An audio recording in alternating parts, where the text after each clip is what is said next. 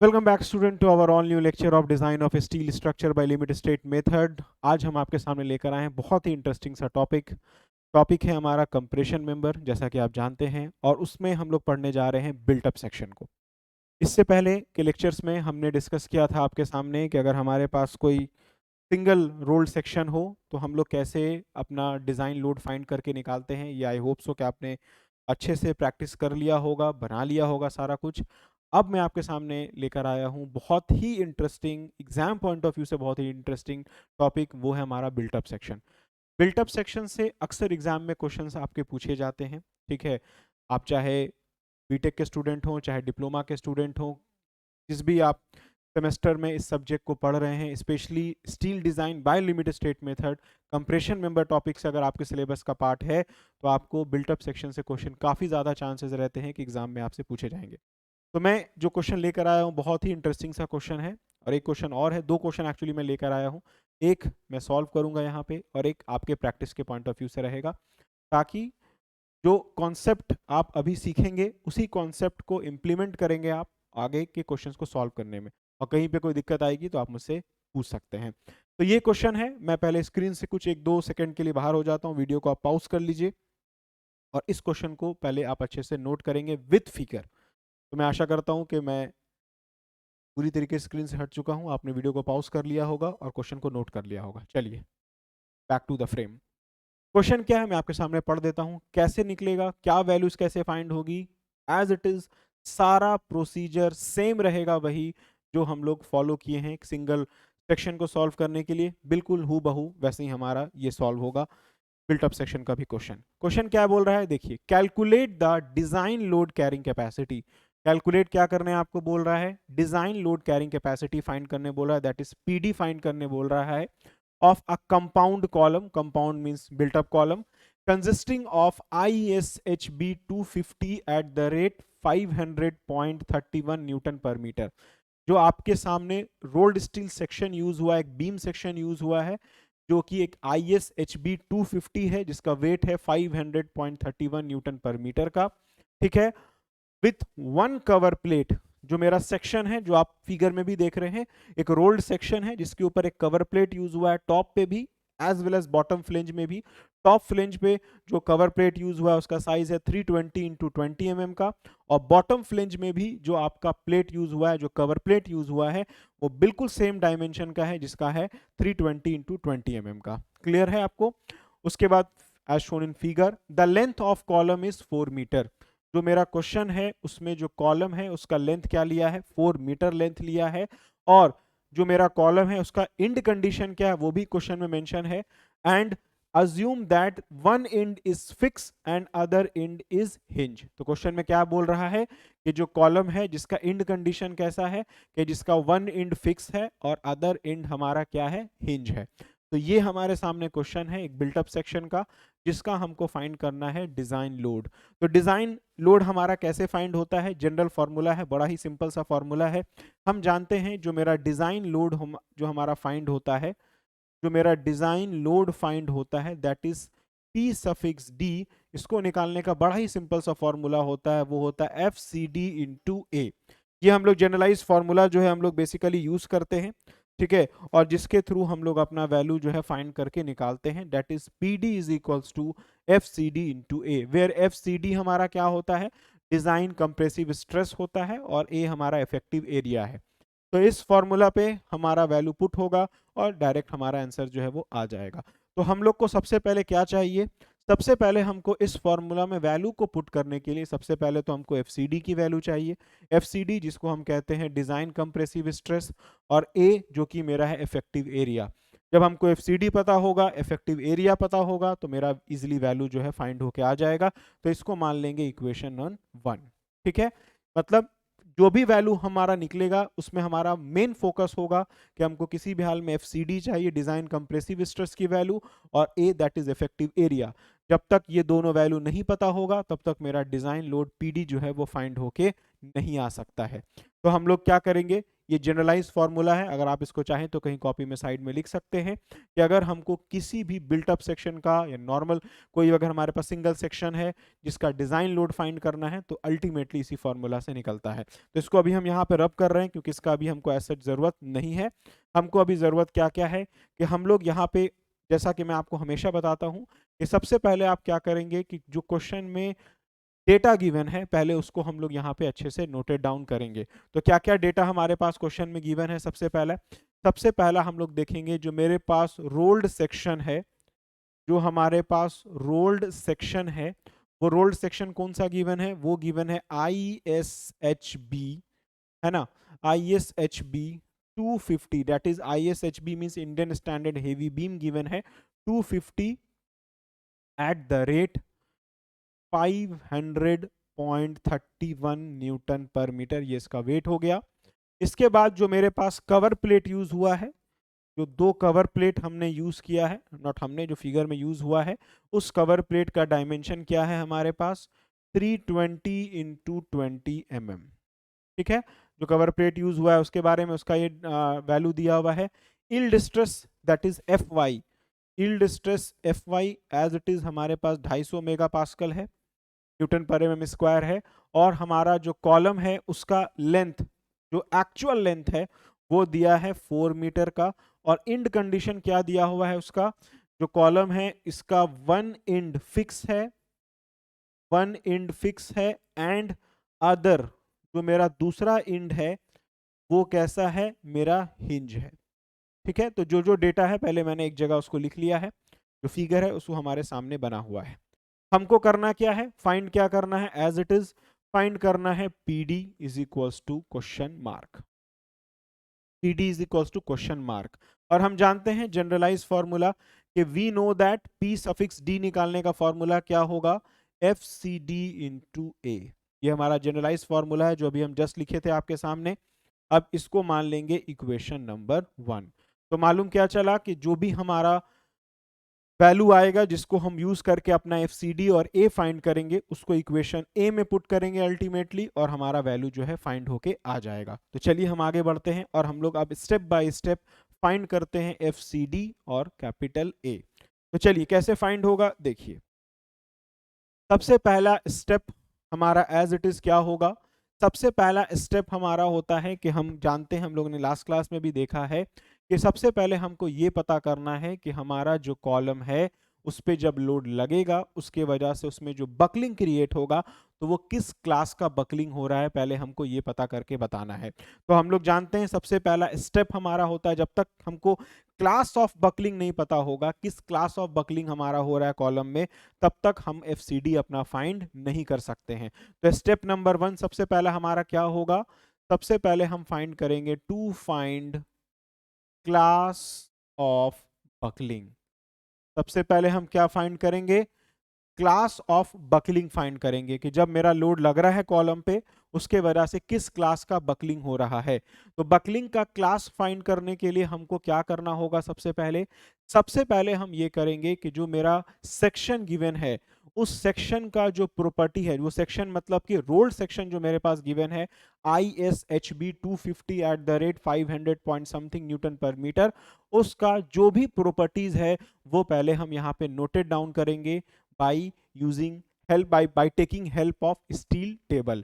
तो सबसे पहले हम यहाँ पे क्या करेंगे, जो मेरा सेक्शन है ISHB 250 at the rate 500.31 Newton पर मीटर, ठीक है, इस पर्टिकुलर सेक्शन का जो भी प्रॉपर्टी है, जो मेजर प्रॉपर्टीज है वो पहले यहाँ पे हम नोटेड डाउन करेंगे। और ध्यान से आप देखेंगे क्या क्या प्रॉपर्टी को हम यहाँ पे लिख रहे हैं। तो उससे पहले सबसे पहले आपको क्या करना होगा, सबसे पहले आपको ये स्टील टेबल रेफर करना पड़ेगा, क्योंकि मैं बार बार कहता हूँ कि स्टील डिजाइन में स्टील टेबल को और IS कोड और कैलकुलेटर, ये तीनों चीज होना बहुत इंपॉर्टेंट है आपके लिए। जैसे आप मेरे सामने स्टील टेबल देख रहे हैं, सिमिलरली मेरे पास IS कोड भी है और कैलकुलेटर, तीन चीज है तभी आप न्यूमेरिकल बना पाएंगे, अदरवाइज फिर छोड़ दीजिए आप, फिर नहीं बन पाएगा आपसे। तो सबसे पहले क्या करते हैं हम, ISHB 250 500.31 न्यूटन पर मीटर देख लेते हैं, यही था हमारा। हाँ, इसकी प्रॉपर्टी हम लोग IS कोड में देखते हैं कहाँ पे है, ठीक है। अगर आप देखेंगे तो हम लोग सबसे पहले स्टील टेबल, जिन लोगों को नहीं पढ़ने आता उनके लिए है, आप सबसे पहले स्टील टेबल खोलेंगे, कंटेंट में जाएंगे, कंटेंट में देखेंगे 4 नंबर्स टेबल, सीरियल में 4 में जाएंगे, लिखा हुआ rolled steel beams. Rolled steel beam, मेरे पास जो स्टील टेबल है इसमें ये पेज नंबर 12 में है। पेज नंबर 12 को ओपन करेंगे। जब आप पेज नंबर 12 ओपन करेंगे तो देखिए इस टाइप का आपके पास एज इट इज टेबल जो है वो ओपन होगा, जिसमें आप देखेंगे यहाँ लिखा हुआ है रोल्ड स्टील बीम्स, और यहाँ पे डेजिग्नेशन लिखा हुआ है। देखेंगे तो डिफरेंट डिफरेंट जो स्टील है हमारा, वो स्टील का यहाँ पे डेजिग्नेशन हमारा लिखा हुआ है। तो अगर डेजिग्नेशन की बात करेंगे हमारा, तो है हमारा डेजिग्नेशन है ISHB, that means Indian standard heavy beam है हमारे पास। तो देखेंगे कहाँ पे ISJB से शुरू हुआ है, ISLB, ISMB, इसके बाद आएगा हमारा ISWB, और लास्ट है मेरा ISHB। तो ISHB देखिए 250 कहाँ पे है अगर आप देखेंगे तो ISHB 250 बिल्कुल नीचे से थर्ड रो में अगर आप जाएंगे तो देखेंगे ISHB 250, देखेंगे यहाँ पे है ISHB 250, उसके बाद 500.3 न्यूटन पर मीटर ये हमको मिल गया है। बॉटम से अगर आप जाएंगे तो 1 2 3 4 5 6 7 8 9, बॉटम से जाएंगे तो 9 ऊपर जाएंगे तो यहाँ पे मिलेगा आपको ISHB 250 500.3। इसकी क्या क्या प्रॉपर्टीज है वो सारा लिखते जाएंगे IS स्टील टेबल से डायरेक्टली देख के। सबसे पहले लिखेंगे एरिया, इसका एरिया है 64.96, 64.96, ठीक है, 64.96 इसका एरिया हो गया है। नाउ सेंटीमीटर स्क्वायर में है सारा, याद रखेंगे, यूनिट पे ध्यान देंगे, सेंटीमीटर स्क्वायर में इसका एरिया है। इसको करेंगे तो ये हो जाएगा 6496 mm स्क्वायर, ठीक है। इसके बाद अगला है हमारा इसका जो इंपॉर्टेंट डायमेंशन है, जो इंपॉर्टेंट वैल्यूज जो जरूरत पड़ेगा बस मैं वही लिख रहा हूं यहाँ पे, क्योंकि क्वेश्चन बिल्टअप सेक्शन का है। बिल्टअप सेक्शन के क्वेश्चन में और नॉर्मल स्टील से नॉर्मल सेक्शन सिंगल सेक्शन के केस में डेटा कुछ कम हो जाता है। जैसे रोल्ड स्टील सेक्शन में तो बहुत कुछ लिखते हैं, इसका thickness of flange, width of flange, ये सारा कुछ लिखते हैं। यहाँ पे उतना लिखने की जरूरत नहीं, यहाँ पे सिर्फ मेजर डेटा है जो आपको लिखना है। सबसे पहले एरिया इसका लिखना है, देन इसके बाद आपको लिखना है इसका आपको लिखना है IZZ आपको लिखना है, जो कि आपको दिया हुआ IZZ मींस हम लोग क्योंकि सिमेट्रिकल सेक्शन है तो मेरा IXX बराबर IZZ हो जाएगा। तो IZZ की वैल्यू वही लिखाएगी जो IXX की है। तो IXX की वैल्यू देखिए क्या है इसमें 50 इतना पे 7736.5, 7736.5 सेंटीमीटर के पावर 4। अगर आप इसको mm में कन्वर्ट करेंगे तो क्या हो जाएगा 77.36 into 10 to the power 6 mm के पावर 4। ये हम लोग mm में कन्वर्ट कर दिए। इसके बाद लिखेंगे IYY, आपका IYY आपका क्या होगा देखें, उसके जस्ट बाद है 1961, हाँ 1961.3, 1961.3 सेंटीमीटर के power 4, as it is we will convert it into mm, 19.61 into 10 to the power 6 into 10 to the power 6 mm के पावर 4, ठीक है, ये हमने कन्वर्ट कर दिया। इसके बाद और कुछ वैल्यूज की जरूरत पड़ेगी हमको। इसके बाद हमको जरूरत पड़ेगी यहाँ पे RZZ की वैल्यू, जो कि मेरा RXX है, तो RZZ की वैल्यू की जरूरत पड़ेगी, जो कि है मेरा यहाँ पे 10.91 है ना, राइट, 10.91, ठीक है, हाँ 10.91 हमारा सेंटीमीटर है ये। और उसके बाद मेरा RYY हमारा क्या है ये भी देख लेते हैं। RYY है 5.49, 5.49 सेंटीमीटर। तो इसको mm में कन्वर्ट कर देंगे तो 109.1 mm, और इसको कन्वर्ट करेंगे तो 54.9 mm, 10 से मल्टीप्लाई कर देंगे। क्लियर है?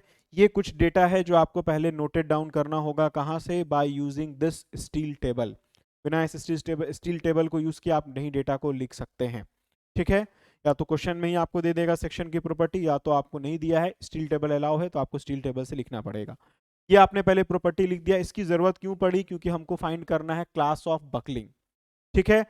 अब क्योंकि क्वेश्चन में बिल्टअप सेक्शन गिवन है तो इसका पहले से ही हमको क्लास पता है क्या होगा।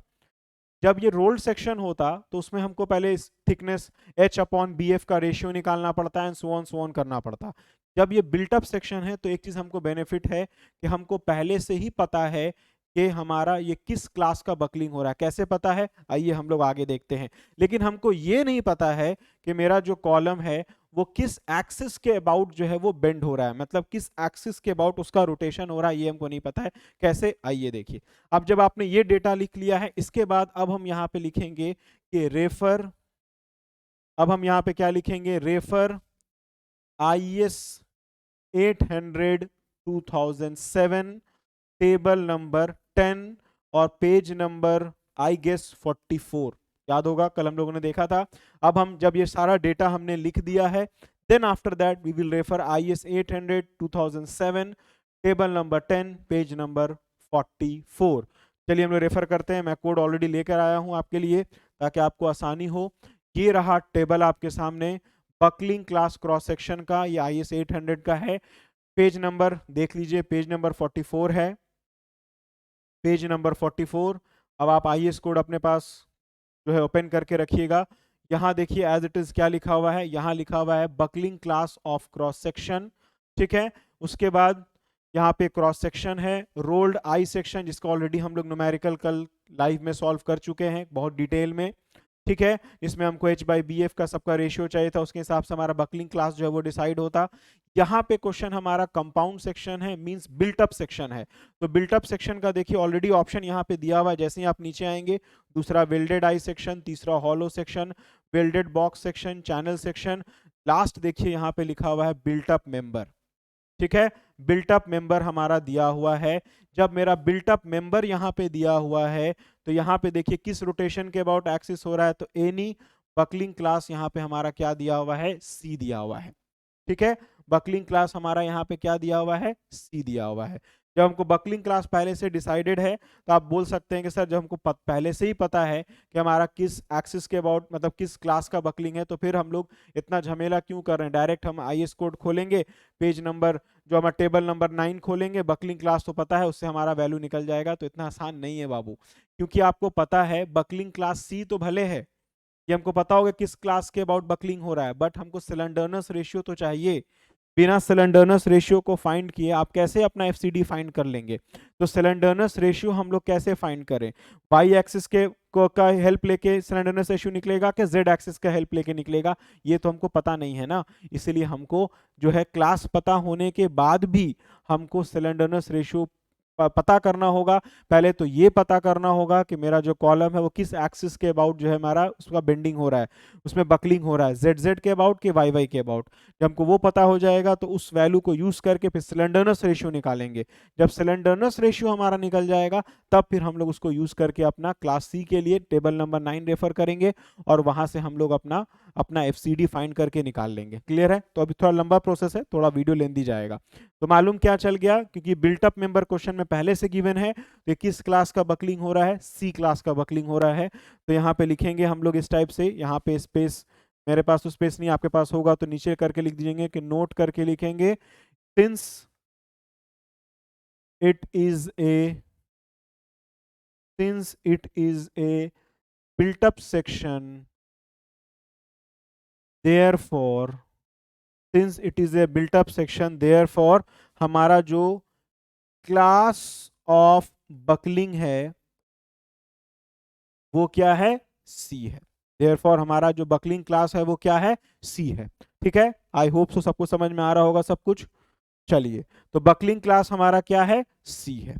अब बकलिंग क्लास से मैं बार बार कह रहा हूं, इससे कुछ एज सच जरूरत तो हमको है ही है, लेकिन बकलिंग क्लास सी होने के बाद भी सिलेंडरनेस रेशियो तो हमको चाहिए ही ना।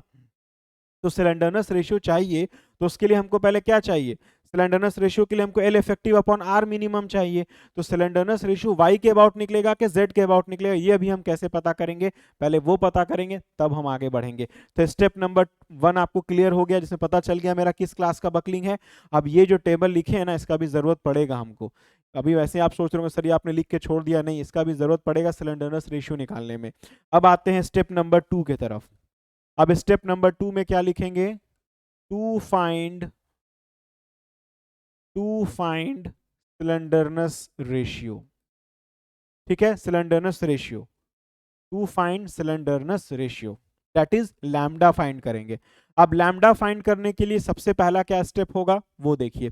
क्वेश्चन में जो सेक्शन है वो सेक्शन कैसा है, बिल्ट अप सेक्शन है। तो बिल्ट अप सेक्शन है तो मतलब कहने का क्या है कि हमको पूरा जो सेक्शन है हमारे पास, उस पूरे सेक्शन का हमको रेडियस ये चाहिए, मोमेंट ऑफ इनर्शिया चाहिए y के अबाउट और z के अबाउट। पूरे सेक्शन का हमको रेडियस ऑफ गायरेशन चाहिए। मतलब कहने का है कि मेरा जो सेक्शन है वो सेक्शन कैसा है, एक बिल्ट अप सेक्शन है बाबू। जब बिल्ट अप सेक्शन है हमारा, तो बिल्ट अप सेक्शन के लिए क्या करना होगा, हमको पूरे सेक्शन का पहले हमको एरिया फाइंड करना होगा, पूरे सेक्शन का मोमेंट ऑफ इनर्शिया फाइंड करना होगा वाई एक्सिस और जेड एक्सिस के अबाउट, फिर हमको रेडियस ऑफ गायरेशन फाइंड करना होगा, तब मेरा सिलेंडरनेस रेशियो निकलेगा। क्यों, देखिए सिलेंडरनेस रेशियो का जनरलाइज फॉर्मूला क्या होता है, लैम्डा बराबर, सिलेंडरनेस रेशियो का जनरलाइज फॉर्मूला लैम्डा बराबर क्या आप लिखते हैं, L effective upon R minimum, यही आप लिखते हैं। जनरलाइज फॉर्मूला तो आप यही लिखते हैं, L effective upon R minimum लिखते हैं। तो L effective upon R minimum के लिए पहले रेडियस ऑफ गायरेशन तो चाहिए, और रेडियस ऑफ गायरेशन अभी जो आपने लिखा है यहाँ पे आर वाई वाई और आर जेड जेड, ये तो आपने एक सेक्शन ISHB का लिखा है, लेकिन क्वेश्चन में देखेंगे तो ये तो एक बिल्टअप सेक्शन है। तो इस पूरे बिल्टअप सेक्शन का क्या वैल्यू निकलेगा वो हमको कैसे पता चलेगा कि ये जो मेरे पास सेक्शन है, ये पूरा का पूरा जो मेरा सेक्शन है, इस पूरे सेक्शन का हमारा मोमेंट ऑफ इनर्शिया क्या होगा, ये जेड जेड एक्सिस है, ये वाई वाई एक्सिस के अबाउट मोमेंट ऑफ इनर्शिया क्या होगा, ये सब कैसे पता चलेगा, अभी पता चलेगा हमको।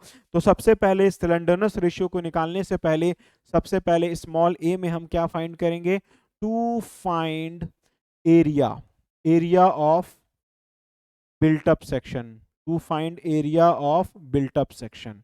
एरिया मतलब ओवरऑल एरिया, यहां पे आप एरिया के लिख सकते हैं ओवरऑल एरिया। हम लोग क्या फाइंड करेंगे, पूरा जो मेरा जिसमें I section plus plate, I section के साथ साथ प्लेट भी यूज किया है आपने, दो प्लेट यूज हुआ है, तो ओवरऑल एरिया जो मेरा फिगर है उसका पूरा एरिया क्या होगा पहले हम वो फाइंड करेंगे। तो पूरा एरिया कैसे फाइंड होगा, capital A.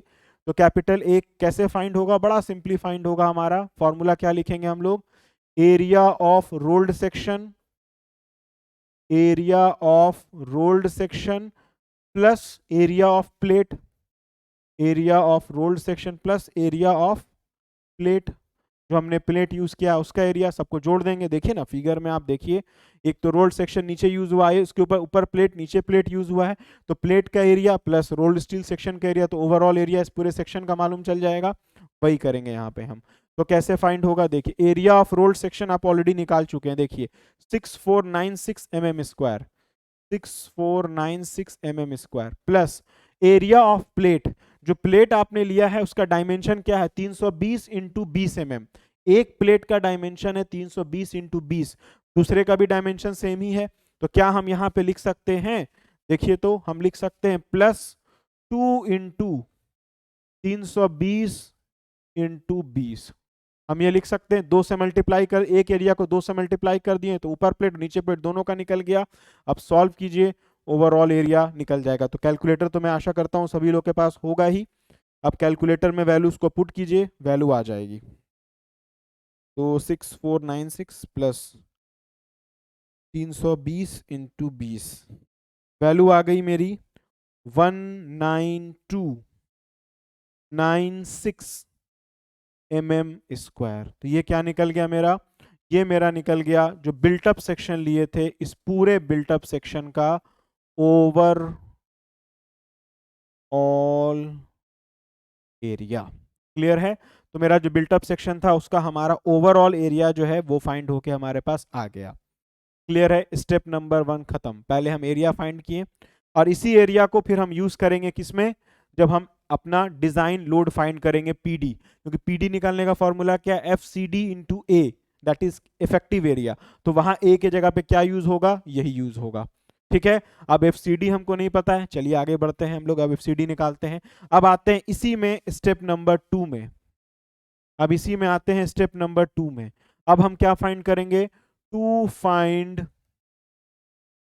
Moment of inertia. अब हम क्या फाइंड करेंगे, moment of inertia of, to find moment of inertia of built up section. अब हम क्या फाइंड करेंगे बाबू, जो मेरा बिल्टअप सेक्शन है, अब इस बिल्टअप सेक्शन का मोमेंट ऑफ इनर्शिया, ओ पूरे बिल्टअप सेक्शन का मोमेंट ऑफ इनर्शिया फाइंड करेंगे। अभी आप बोलेंगे सर अभी जो आपने लिखा वो क्या लिखा, तो वो तो मैंने बाबू एक आई सेक्शन का मोमेंट ऑफ इनर्शिया लिखा, लेकिन हमको तो पूरे बिल्टअप सेक्शन का मोमेंट ऑफ इनर्शिया फाइंड करना है। किस एक्सिस के अबाउट, दो एक्सिस हमारा दिखा फिगर में था, एक ZZ था और एक YY था। तो सबसे पहले हम फाइंड करेंगे किसके अबाउट, हम लोग सबसे पहले फाइंड करेंगे moment of inertia built up section का ZZ के अबाउट। तो ZZ के अबाउट कैसे फाइंड होगा, बड़ा सिंपल फॉर्मूला है हमारा। ZZ के अबाउट निकालने के लिए हम क्या करेंगे, सबसे पहले हम यहां लिखेंगे MI of rolled section, MI of rolled section about, MI of rolled section about ZZ axis लिखेंगे, जो हम लोग ऑलरेडी देख के स्टील टेबल से लिखे हैं, प्लस हम लोग क्या लिखेंगे, MI of plate, MI of plate section, MI of plate section किसके अबाउट, अबाउट ZZ एक्सिस, ये Z है, अबाउट ZZ एक्सिस। देखिए लिखते हैं MI of rolled section about ZZ axis, क्या लिखा आपने, सॉरी, देखिए वो क्या है आपका 77.36 into 10 to the power 6, 77.36 into 10 to the power 6 ये आया, ये तो एक रोल्ड सेक्शन का आया, plus MI of plate section. अब यहाँ पे दो प्लेट यूज हुआ है तो दो से मल्टीप्लाई होगा, एक का निकलेगा उसको दो से मल्टीप्लाई कर देंगे, तो 2 इंटू, अब कैसे निकलेगा MI ऑफ प्लेट सेक्शन, देखिए MI ऑफ प्लेट सेक्शन निकालने की, ये प्लेट है, अब इस प्लेट का मोमेंट ऑफ इनर्शिया ZZ के अबाउट निकालना है। तो अब इसके लिए थोड़ा आपको स्ट्रेंथ ऑफ मटेरियल में जाना होगा, जहां पे आपने पढ़ा theorem of perpendicular axis. Theorem of perpendicular axis के बेसिस पे हम लोग निकालेंगे, जो कि हमारा फॉर्मूला क्या होता है, बड़ा ही सिंपल सा फॉर्मूला होता है, जैसा कि आप जानते हैं कि हमारा फॉर्मूला क्या होता है, IAB is equals to IG plus A1H1 का स्क्वायर। ये आपने पढ़ा है थ्योरम ऑफ परपेंडिकुलर एक्सिस में, कि अगर हमारे पास कोई प्लेन एरिया है जिसका CG के अबाउट अगर हमको पता हो मोमेंट ऑफ इनर्शिया, और अगर कोई और एक्सिस हो जो कि CG के पैरेलल कोई एक्सिस हो सर्टेन डिस्टेंस h पे, तो मेरा मोमेंट ऑफ इनर्शिया उस एक्सिस पे कैसे निकलता है, तो वो निकलता है IAB बराबर moment of inertia about CG plus A into H1 का स्क्वायर। A क्या हो जाएगा, जो प्लेन एरिया है उसका एरिया, और H1 क्या हो जाएगा, जो CG से जो एक्सिस है उसके तक का, जिस एक्सिस पे आपको निकालना है वहां तक का डिस्टेंस H1 है, उसका स्क्वायर कर देंगे तो मेरा वैल्यू जो है वो फाइंड होके आ जाएगा, that is IAB, that is moment of inertia about another parallel axis. इसी थ्योरम ऑफ पैरेलल एक्सिस का एप्लीकेशन हमारा लगेगा, शायद मैंने परपेंडिकुलर एक्सिस अगर बोल दिया हो तो करेक्ट कर लीजिएगा, थ्योरम ऑफ पैरेलल एक्सिस होता है, तो अगर मैंने गलती से परपेंडिकुलर एक्सिस बोल दिया हो तो प्लीज वो करेक्ट करके बता देंगे, ये थ्योरम ऑफ पैरेलल एक्सिस है। तो अगर हो सकता है मेरे मुंह से निकल गया अगर परपेंडिकुलर, तो प्लीज वो परपेंडिकुलर एक्सिस नहीं है, थ्योरम ऑफ पैरेलल एक्सिस है, ठीक है। तो थ्योरम ऑफ पैरेलल एक्सिस को यूज करेंगे, ठीक है। तो कैसे यूज करेंगे, मैं समझता हूं कि आप लोग जानते भी होंगे। तो क्या लिखेंगे, 2 into BD cube by 12 plus A1H1 का स्क्वायर, ये फॉर्मूला हमारा लिखाएगा, क्योंकि रेक्टेंगुलर सेक्शन है तो उसका BD क्यूब बाई 12 होगा मोमेंट ऑफ इनर्शिया, तो 77.36 into 10 to the power 6 plus 2 into, अब देखिएगा जो मेरा प्लेट है उसका विड्थ कितना है, जो मेरा प्लेट है उसका विड्थ है 320 mm, डेप्थ है 20 mm, तो यहाँ पे क्या लिखेंगे 320 इंटू 20 का क्यूब अपॉन 12 प्लस A1H1 का स्क्वायर, A1 क्या हो जाएगा प्लेट का एरिया इंटू 20, और इंटू H1 स्क्वायर क्या हो जाएगा, H1 स्क्वायर क्या हो जाएगा मेरा, देखिए जो मैंने प्लेट लिया है यहाँ पे, ये जो प्लेट लिए हैं इसके सेंटर से, ये जो प्लेट आपने लिया है इसके सेंटर से Z एक्सिस तक का जो दूरी होगा वही मेरा H1 होगा, ये जो प्लेट है इसके सेंटर से। अब इसका डिस्टेंस क्या होगा, ध्यान से देखेंगे आप, क्लियर है, देखेंगे डिस्टेंस क्या होगा, आपका जो एंगल सेक्शन है इसका लेंथ कितना है, इसका जो हाइट है वो कितना है 250 mm है, तो उसका अगर आप हाफ कर दें यहाँ से यहाँ तो वो कितना हो जाएगा, देखिए 250 डिवाइडेड बाई 2 कर देंगे तो ये हो जाएगा 125, और 125 और ये इसका थिकनेस है 20, तो इसका हाफ कितना हो जाएगा 10, तो 125 प्लस 10, ठीक है। तो ये डिस्टेंस हो गया सेंटर से यहाँ तक का। आई गेस मैंने कहीं मिस्टेक नहीं किया हो, अगर मैंने कहीं मिस्टेक किया हो तो प्लीज़ आप देख लेंगे। आई होप सो कोई मिस्टेक हम लोगों से नहीं हुआ हो। नहीं है, ठीक है। ISHB 250 सही है, 125। तो अब हम लोग यहाँ पे क्या करेंगे, प्लस इंटू 135, 125 में 10 ऐड करेंगे तो 135 का स्क्वायर हो जाएगा। अब इसको सॉल्व कीजिए कैलकुलेटर में, पूरे बिल्टअप सेक्शन का ZZ के अबाउट मोमेंट ऑफ इनर्शिया निकल जाएगा। अब मैं साइड होके पहले सॉल्व कर लेता हूँ। 77.36 इंटू 10⁶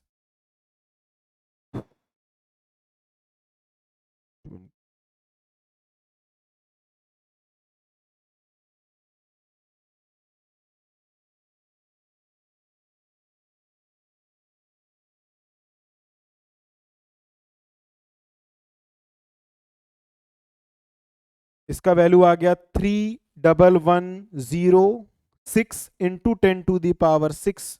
ये वैल्यू आ गई 3110.06 इंटू 10⁶ mm के पावर 4। तो ये मेरा निकल गया इस कंप्लीट बिल्टअप सेक्शन का moment of inertia about ZZ axis. तो मैं आशा करता हूं कि आप लोग का भी निकला होगा। ठीक है, अब जब ZZ एक्सिस के अबाउट हमारा मोमेंट ऑफ इनर्शिया निकल गया, तो अब हम किस एक्सिस के अबाउट निकालेंगे, YY एक्सिस के अबाउट निकालेंगे। तो पहले इसको आप अच्छे से नोट करिए। ठीक है, एक बार जब आप इसको अच्छे से नोट कर लेंगे तो फिर अब हम निकालते हैं बी में। अब हम बी में फाइंड करते हैं क्या, अपना